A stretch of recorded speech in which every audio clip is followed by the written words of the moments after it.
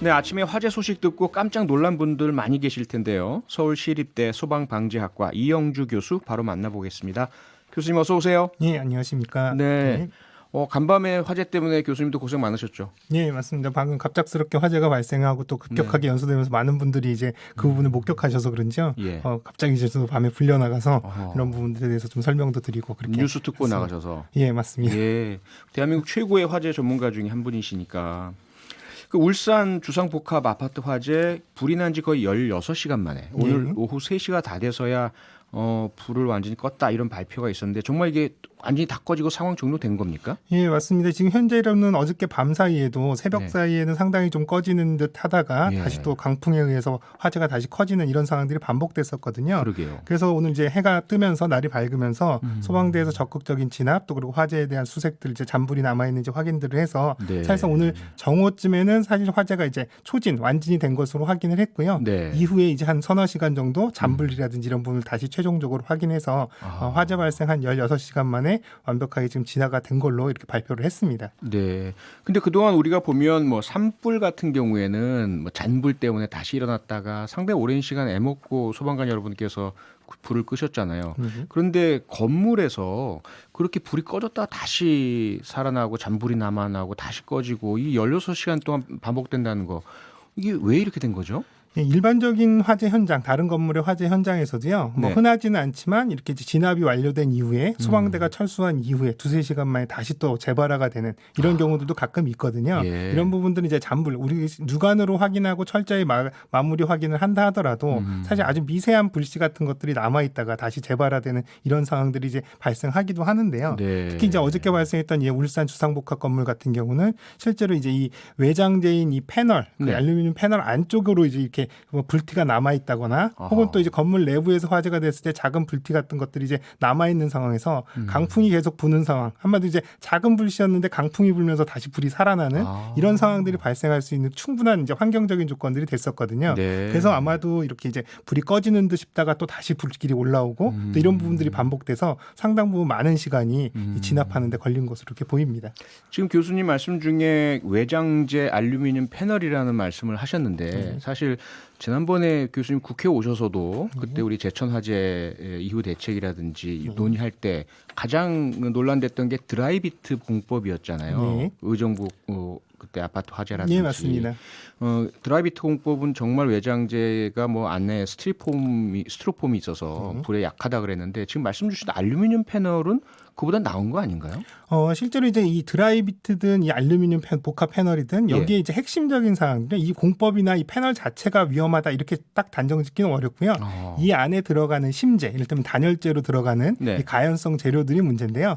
드라이비트 같은 경우에도 지금 드라이비트 같은 경우는 이제 마감 재료와 실제로 이제 외단열재를 하나로 뭉쳐놓은 이런 공법이기 때문에 네. 외단열재로 쓰이는 소위 이제 우리가 스티로폼이라든지 하는 폴리에틸렌 계통의 굉장히 불의 가연성이 높은 이 재료가 문제거든요. 근데 이제 이 알루미늄 복합 패널의 경우에도 겉에 알루미늄 철판 사이에 예. 이러한 충진재들이 들어간다는 거죠. 그렇기 때문에 사실상 이제 이러한 내부에는 굉장히 가연성이 높은 상황. 그래서 여기에 불이 붙었을 때는 수직적으로 연속적으로 이런 재료들이 이제 연결돼 있다 보니까 네. 빠르게 연소확되는 이런 위험성이 있는데요. 네. 다만 이제 가연물의 양으로 놓고 본다면 외단열로 하는 이 드라이비트에 들어가는 외단열재 같은 건 굉장히 두께가 크고 양이 많기 때문에 네. 가연성의 이제 어떤 이 집중도나 강도로 보면은 드라이비트에 들어가는 이 양이 많기 때문에요. 이런 부분들은 상대적으로 덜할 수 있다고 생각되지만 대신에 어찌됐든 빠르게 연소 확대가 가능하다라는 점, 또 예. 이런 부분들이 또 이제 강풍과 만나서 굉장히 위험한 상황을 연출할 수 있다라는 점에서는 이 알루미늄 복합 패널도 굉장히 위험하다라고 볼 수는 있겠습니다. 다만 이제 예. 이런 부분들이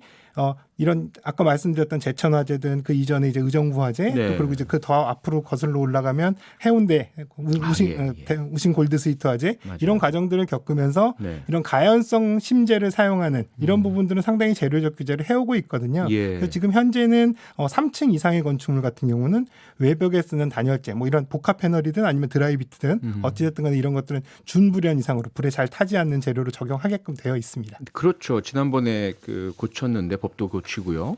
근데 문제는 지금 3419님께서 이런 시공법들은 굉장히 대중적으로 많이 사용하고 있지 않나요? 걱정이네요. 이렇게 주셨고요. 문제가요. 그 3층 이상의 그러한 단열재들 금지가 됐지만 과거에 지어졌던 건물들은 여전히 그 단열재들이 있잖아요. 예, 맞습니다. 이게 사실 상당히 좀 어려운 부분인데요. 그러니까요. 사실 우리가 이런 여러 대형 사고들을 겪으면서 안전에 관련된 규제들을 상당히 강화해 온 것도 사실이고요. 또 네. 그래서 최근에 지어지는 건물들은 상당히 이런 위험성에 대비가 돼 있습니다. 네네. 그런데 이제 문제는 뭐냐면 이렇게 법이 제정되기 이전에 이미 지어져서 사용되고 있는 건물들은 사실 법이라고 하는 것들이 소급 적용에 굉장히 한계가 있는 부분들이기 때문에 그렇죠. 이미 이전에 지어진 건물, 이제 어저께 불났던 이 건물도 2009년도에 지어졌기 때문에 외장재 이 재료적인 부분에 이제 이 규제된 강화가 적용되지 않은 그런 상황이거든요. 네. 그렇기 때문에 이제 앞으로 우리가 이제 뭔가 이런 사고를 계기로 고민해야 될 것들은 앞으로 새롭게 지어지는 건물들에 대한 규제는 상당 부분 이루어져서 안전해지고 있거든요. 네. 대신에 이제 이렇게 법이 이전에 적용이 안 되는 이런 이제 기존에 사용 중인 건물들을 어떻게 안전하게 할 거냐라고 하는 분들이 항상 이제 고민이 있는 거고요. 그러니까요. 그래서 이제 최근 1년 사이 제천 스포츠센터 화재 이후에는 국토부에서도 이렇게 기존의 건축물들의 위험성을 이제 개선해주고 또 시설들을 보강해주는 사업들도 점차 확대를 하고 있거든요. 예. 그래서 이러한 부분들도 같이 병행해서 규제를 강화하는 부분도 있지만 이렇게 미흡한 사각이 있는 부분들을 어떻게 안전하게 할 것이냐라고 하는 고민과 또 이런 부분들 정책들을 만들어 나가야 될 필요가 있습니다. 네. 그럼 어젯밤에 그 큰 화재가 났던 울산 33층 아파트 주상복합 아파트 화재 원인은 밝혀졌나요? 지금 최초의 발화가 된 층은 지금 12층으로 추정을 하고 있는데요. 예. 다만 이제 발화 원인에 관련된 부분들은 아직까지는 명확하게 지금 발표되지는 않고 있거든요. 네. 어쨌든 오늘 이제 화재 진압이 완료가 됐기 때문에 예. 화재 조사라든지 화재 감식이 이루어지고 또 그런 과정에서 화재에 대한 최초의 원인들은 규명이 될 것으로 보여서요. 지금 네. 이제 섣부르게 판단하기는 좀 어려울 것 같습니다. 아직은요. 네. 그리고 또 하나가요. 이 워낙 화재가 크다 보니까 인근에 있는 부산, 대구, 경부, 경남 소방본부에서도 전부 지원 응원을 해 오셨고 특수장비 다 가지고 오시고 막 이러셨는데 화재 진압이 좀 지연된 이유가 울산에 고가 사다리 차가 없어서 그랬다. 이런 이야기가 있습니다.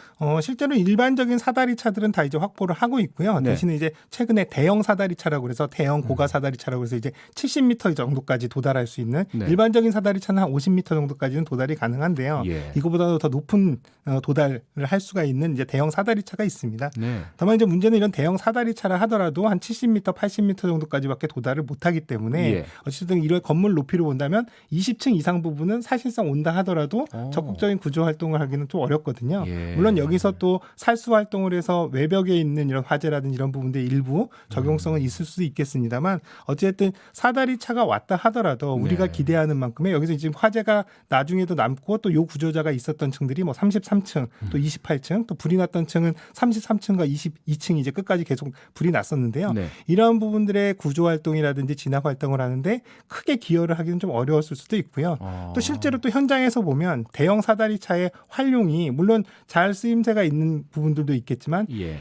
워낙 크다 보니까 현장에서 이런 부분들을 부서하거나 또 이를테면 또 사다리를 길게 전가해야 되기 때문에 예. 바람의 영향이라든지 작업에 상당히 또 제약이 많거든요. 그렇기 때문에 우리가 예. 이게 굉장히 크고 대형화됐기 때문에 참 좋을 것이다라고 기대하는 부분과 현장에서 또 이런 부분을 활용하는 부분에 좀 괴리는 있기 때문에요. 이런 부분들은 소방 진압이라든지 전술을 전개를 할 때 네. 충분히 감안을 해서 판단을 해야 될 그런 부분이라고 봅니다. 그 당시에 제천 화재 당시에도 사다리 차가 현장을 진입을 못했었잖아요. 예, 맞습니다. 그 당시에 뭐 이제 커서. 불법 주차라든 이런 것 때문에 예. 일반적인 소방차도 접근을 못했고 오히려 그렇죠. 이제 이삿짐을 나르는 소형 이제 이 맞아요. 굴절차들이 가서 사람을 구하는 이런 경우들도 있어서 네. 그런 부분들의 이제 좀 활용도는 좀 잘 고민을 해볼 필요가 있습니다. 예. 지금 설명 교수님 듣다 보면 33층 같은 경우에 예를 들어 23층까지는 그래도 고가 사다리 차가 구조나 진압을 할 수 있는데 그 이상 어렵다. 근데 최근에 보면은 30층, 40층 뭐 그 이상의 초고층 아파트나 건물 계속 늘고 있잖아요. 이 화재 대책 제대로 다 갖추고 있나요? 많은 분들이 이제 여기서 좀 제가 꼭 말씀드리고 싶은 거는요. 예. 많은 분들이 이제 우리나라 같은 경우가 계속 불이 나면서 우리나라는 왜 이렇게 제도나 이런 또 이렇게 안전에 관련된 기준들이 소홀하고 미흡할까 항상 이렇게 이제 걱정들을 하시는데요. 그러게요. 사실은 이런 부분들이 자세히 들여다보면 네. 우리가 알고 있는 다른 미국이나 일본 선진국에 비해서 화재 안전에 관련된 기준들은 상당히 높은 수준에 이르러 있습니다. 우리나라가. 예. 또 그리고 이제 고층 30층 30층 이상인 고층 건물, 또 50층 이상인 초고층 건물 같은 경우는 소방에서 성능 위주 설계라고 하는 부분들, 또 그러면 초고층에 관련된 또 특별법도 제정이 되어 있어서요. 네. 상당히 높은 수준의 안전도 또 시설 수준들을 가지고 있습니다. 예. 그렇기 때문에 우리가 뭐 이런 부분들에 대해서 추가적으로 뭔가 시설들을 뭔가 더 해야 되고 이런 것보다는 지금 현재 시설이 설계되는 수준은 상당히 높은 수준이기 때문에 네. 이러한 것들이 실제로 이제 이용 단계에서 잘 관리돼서 어떤 상황에도 항상 작동할 수 있게끔 유지 관리를 굉장히 잘하는 부분이 굉장히 중요하거든요. 네. 이번 건물에서도 실제로 소방 설비나 시스템들은 현재까지 알려진 데들은 잘 작동하고 기능한 것으로 이렇게 나타나고 있거든요. 예, 예. 그래서 대피하시는 분들도 처음에 화재 감지와 경보를 듣고 대피를 했다라는 진술들도 있고, 네. 그러니까 이런 것들을 본다면 사실은 정확하게 건물의 소방 시스템이 작동한다면 인명 안전, 이번에도 이제 사망자가 발생하지 않은 점들은 또 이런 부분들의 자체적인 성능들이 상당 부분 기여를 했다고 보는 거거든요. 네, 네. 그래서 우리가 새로운 걸 뭘 더하기보다는 네. 이미 되어 있는 것들을 잘 작동하고 활용할 수 있게끔 하는 부분, 이런 부분들이 오히려 중요하지 않나 싶습니다. 예. 교수님 마지막으로요. 혹시 그래도 불안하실 분들 계시니까 고층에 사시는 분들께서 화재가 발생한다면 어떻게 대처해야 될지 좀 그 대처 요령 좀 말씀 주시죠. 예, 기본적으로 뭐 가장 화재 경보를 듣는 순간 가장 빨리 대피를 하시는 게 중요한데요. 특히 네. 이제 고층 건축물들 같은 경우에 최근에는 30층 이상인 경우에는 계단 이외에도 피난용 승강기를 설치하도록 되어 있습니다. 네. 그래서 우리가 일반적으로 대피할 때는 승강기를 타면 안 된다고 생각되시지만 그렇죠. 피난용 승강기 같은 경우는 안전하게 화재로부터 방호되는 승강기이기 때문에요. 본인의 건물에 피난용 승강기가 있는지를 우선 확인해 보시는 게 좋겠고요. 확인해야 되겠네요. 또 30층 이상이나 또 혹은 50층 이상인 경우에 또 건물의 중간중간층에 피난 안전 구역이라고 하는 층들이 있습니다. 그래서 만약에 정상적인 대피가 불가능하다면 그 피난 안전 구역으로 들어가 계시면 다른 곳보다는 훨씬 화재로부터 안전한 상황에서 구조를 기다릴 수가 있기 때문에 예. 고층에 사시는 분들은 본인의 건물에 안전하게 대피할 수 있는 수단들, 방법들을 우선 잘 숙지를 하시는 것이 가장 중요하겠습니다. 네. 위급한 화재 상황에서 바로 실천할 수 있게 확실하게 기억해 두시고요. 가능하면 예행 연습도 해두시면 좋을 것 같습니다. 오늘은 여기까지 들어야겠습니다. 서울시립대 소방방재학과 이영주 교수였습니다. 교수님 고맙습니다. 네, 감사합니다. 평일 저녁 6시 5분에 여러분을 찾아갑니다. MBC 라디오 표창원의 뉴스 하이킥.